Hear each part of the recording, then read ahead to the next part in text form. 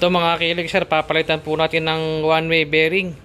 Problema rito, kumakabis na. So yung pag umiikot po yung starter, hindi na gano'ng sumasabay yung sigunyan. Yun po ang mga palatandaan pag sira na po yung one-way bearing. Kasi bago.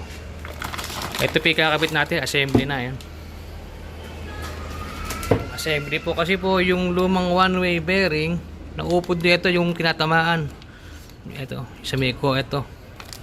Yan, ito nagasgas na. So lumiit yung clearance kaya kumakabis na. Yung dati po kasi ito itong may-ari, kinonvert yung CDI. Yun ang persa. Ito yung kakabit namin, heavy duty. Ayan. Okay, mamaya babalikan namin kayo. Kakalasin lang po namin to.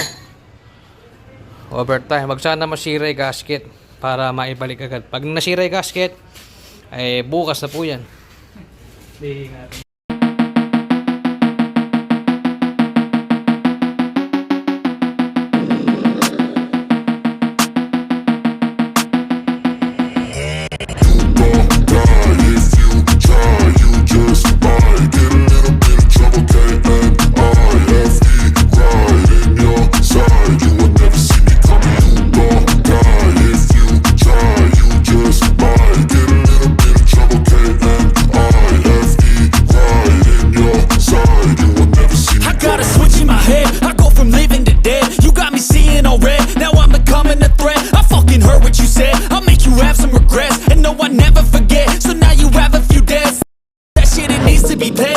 Some sort of pain, you caused a permanent stain, which has determined your fate. I've never seen so clear, I feel the end and it's near. The day of reckoning's here, the sound of deafening fear. You won't die if you try, you just might get a little bit of trouble, K-N-I-F-E, right in your side, you will never see me coming. You won't die if you Ito mga kilig sir, kapag nakikabit na po yung one-way bearing yung heavy duty.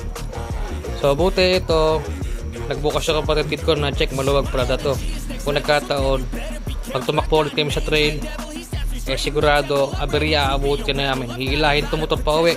Problema sa trail namin, minsan mahirap mag-recover doon. Ito yung stock yan, sana tumagal.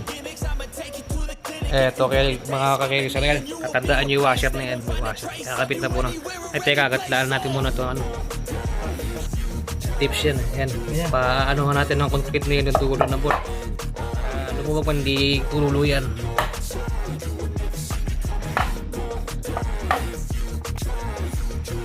Kakapit na po. Overtime kami. Hindi makapag-video po sa araw dito. Napakaingay.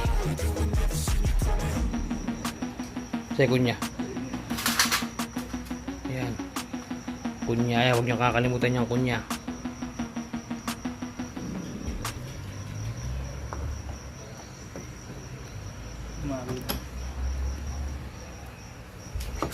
Yo.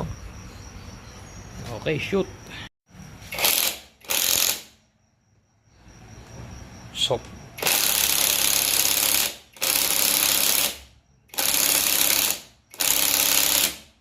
A few hours later.